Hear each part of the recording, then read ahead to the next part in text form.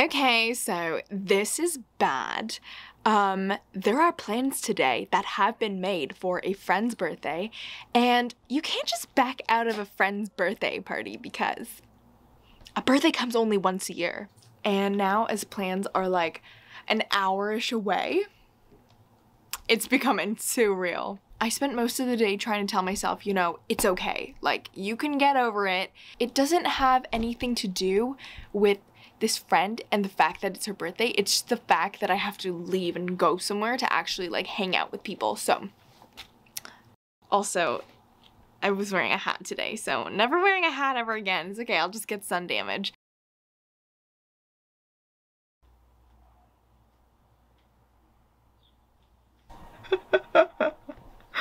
You know, the only reason why it may seem like I have some energy right now is because I'm so stressed out. And, you know, before I freak out, or before I started to freak out, I was like, you know what? The best thing that ever happened to you a few days ago, and I don't know how it happened, but clearly it just meant to happen, and it happened to happen.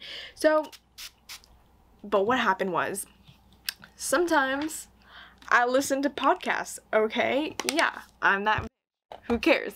Anyways, and like I used to listen to a lot of like true crime, and it got real dark real fast, so can't really do that anymore because, yeah.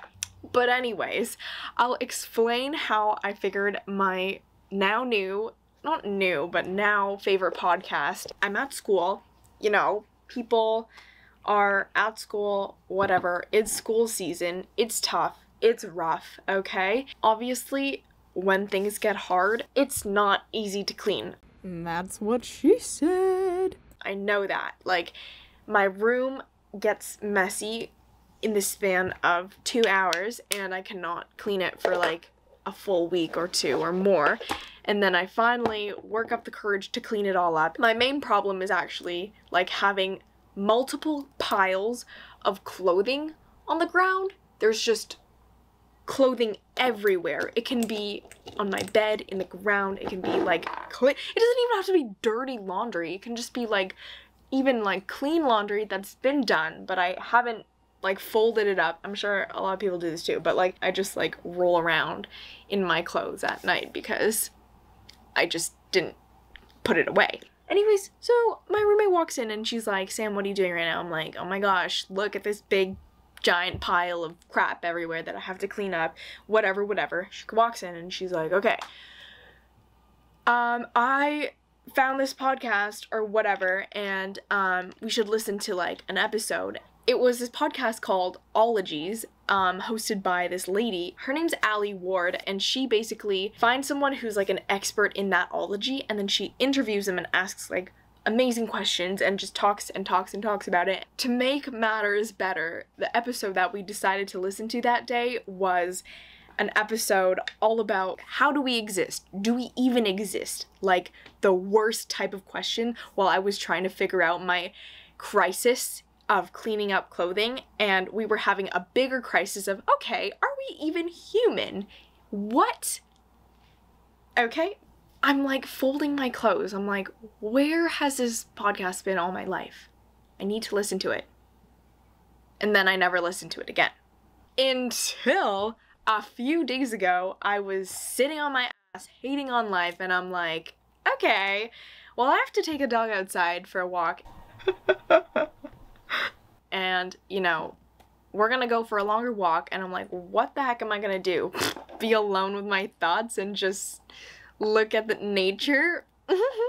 I was like, okay, why don't we take a chance on a podcast? And the very first one I saw on my podcast page in Spotify was Ologies, and I was like, great, let's give it another go. Like, I didn't even know what I was looking for. I scrolled, and then it was fate because it landed on this perfect, beautiful episode called Fearology, and it was a two-parter episode about people and the natural reaction of having any type of fear in your day-to-day life.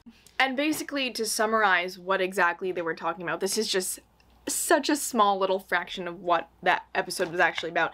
They're just saying you might not even think something should be classified as fear or scary, but it actually, that's just what it is. These are type of reactions that you will undergo either from external or internal fear. And this is something really cool that Mary described it as. She called it like factual and fictional fear. And that was when I realized midway walking down the street, sweating my balls off, just hot AF outside, this dog pulling me, trying to chase a squirrel, I realized I do not know how to classify and rationalize my thoughts and fears. Or just the concept of deciphering my factual and fictional fears that I experience every single day, and so do you. So yes, great, awesome. We covered the fact that your body has a certain way of responding to either internal or external fear. So if we kind of take a look at the side of the brain, it's split up into 5 main sections, which are the frontal lobe, temporal lobe, parietal lobe, occipital lobe, and the cerebellum, which kind of connects everything to your spine and therefore the rest of your body. Now, forget everything else for a second and look at the temporal lobe section, because that is where something called your amygdala should be found. This tiny little being is basically responsible for a bunch of sensory information and processing emotions. So in regards to anything that happens to you, your amygdala is one of the many pieces to help classify what category of emotions it should trigger, but especially we're talking about fear and anxiety. And yeah, I know that the amygdala is just one tiny little part of everything that works for the emotional processing system, but that's all we're going to look at today, because or else we'd be sitting here for hours and I would have to be way smarter. Also, by the way, my amygdala is named Rebecca because on a daily basis I'm like, Rebecca, stop, don't do that. So anyways, how this works is kind of like a big fat giant relay race between your brain and other parts of your body. So, when your amygdala gets stimuli that feels as kind of scary or threatening, it immediately sends alerts to other parts of your brain, and the other parts of your brain are all responsible for sending alerts to other parts of your body. And 2 main hormones that your body will release after getting this alert from your brain is cortisol and adrenaline. And then naturally, your body just follows and goes into this state of something you've probably heard before, but that is fight or flight mode. So when this all goes down, your heart might beat a little faster, your breathing might change, and you might get a little extra sweaty, but also it's like the weird stress, stinky sweat, and, you know, it's super attractive. I was just thinking, like, as I was editing, you know, it's so awesome if your fight or flight responds at a proper moment in time when you really need it. If something was actually stressful, it would be awesome if your amygdala was like, yes, I'm gonna do that. But if you're like sitting on your couch on a Tuesday and you think about a random conversation you had where you were just a little bit weird, but then your amygdala just rapid fires and puts you in this state of distress. But it's actually not only on a Tuesday afternoon, it's every single day when every little thing gets way blown out of proportion because of your friend named Rebecca. I actually read this on Healthline, but they basically made up a name for what happens when your amygdala just involuntarily goes into fight or flight mode when there's no threatening stimuli, and that is something called amygdala hijacking. But it actually makes sense for them to say hijacking because it's your amygdala just doing absolutely whatever it wants, especially before you have the chance to properly and rationally say oh, maybe this isn't so bad, or how am I gonna solve this issue before freaking out, you know? And because there's no reason for this amygdala to be popping off like that, your body basically just goes through a lot of stress for no reason. And imagine if you were just an anxious person in general and that was just your life. You just But also just imagine how bad that is for your health too, because, you know, many normal processes during fight or flight mode are just shut down. And if things are just on pause in your day-to-day normal bodily functions, then I just feel like that can't be good. But seriously though, this is just another reason why people who are chronically stressed out or anxious or fearful, whatever you want to call it, you know, those types of people are more likely to develop chronic illnesses or die very early. So we actually have to figure out how to do better, because I'm over Rebecca playing games with my emotions. Also, this has nothing to do with what we're actually talking about, but I found it very interesting. But basically, the amygdala, which, along with other things, is connected to something called your hippocampus. And your hippocampus is, I just love that word, hippocampus. You know why?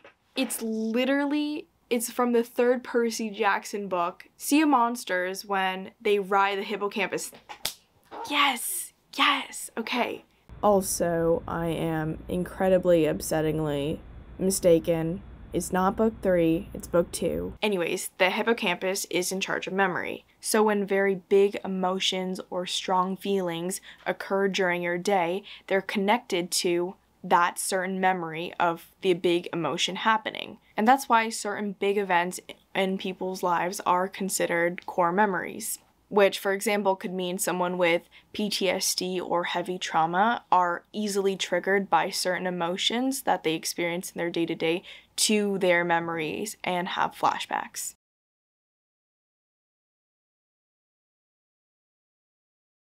And we're gonna tie it all up together right now. So, when I said, like 10 minutes ago, 20 minutes ago, whatever, my hair is already drying. When I said I felt like absolute poop and I didn't want to go out and see my friends today, even if it was her birthday, and just like the fact or the thought of socializing was so awful and like whatever, that I just wanted to cry and blah. I am no longer going to feel sorry for myself, and this is how I plan on doing it. Again, back to the podcast.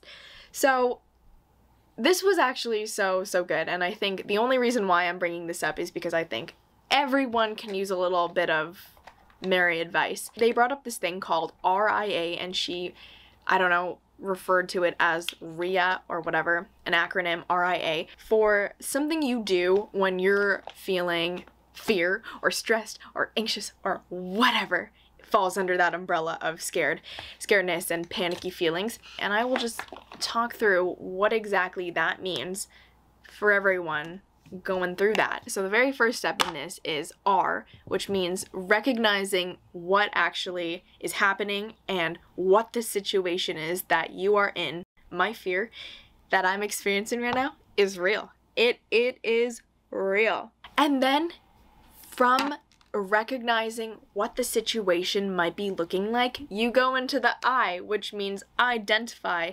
You have to identify the exact type of emotions that were triggered from it, how that makes you feel, how that affects what you're doing in the day, and then from that you can finally go to the A. What are you going to do to address this situation? How are you going to make yourself feel better after experiencing something fearful or stressful? And even if it's not like a long-term solution of, oh my gosh, what am I gonna do? At least it's like something to figure out in the moment. In the moment in time when you're feeling super stressed or super shitty or super whatever, it's in that exact little second where you're like, okay, what can I do for myself right now? Even if it's just like taking a breath and calming down or walking away from a certain situation if it's too stressful. Not only do people have trouble with trying to figure out a solution for whatever type of issue they're going through, but they also have a hard time even identifying that there is a problem in the first place, or recognizing that, oh my gosh, this is actually me feeling afraid or whatever. Like, again, out of the million reasons why I hate society, one other reason is that everyone tells you, ew, suppress your emotions. Don't feel emotions. Emotions are weird. And I'm like, Excuse me. I personally am a very emotional person, but no one ever told me that it's okay to be emotional, or like all you have to do if you're feeling super emotional or whatever is that you have to just like think about it and rationalize what is happening. It's not that deep. Just take a breath and relax, you'll be okay. No one's going to stop you from taking a nap. If I keep it up and I keep working towards a specific goal of continuous, continuous RIA, then maybe one day, and seriously, hopefully, I will get to a point where it won't even be a second thought. I will just be like, okay, this is what I'm feeling, this is what is happening, and this is what I'm gonna do about it. And then all anxiety is abolished forever. Obviously, I'm probably gonna have to change my outfit like 5 more times because I'm indecisive like that. But perhaps temporary birthday party fit check.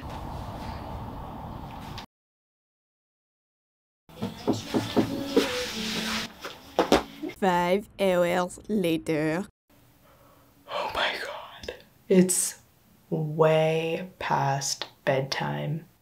Sometimes I feel a little bit ridiculous because at the end of the night, I'm like, and it was like completely fine.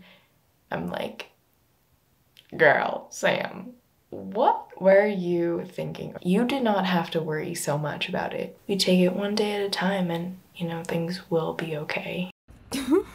I'm actually laughing so hard. I was clearly struggling with coming up with proper words that night, but what I basically meant to say was fear is one of the most normal emotions that anyone can feel in their human day-to-day life, so you should never feel embarrassed or ashamed if you are feeling fear.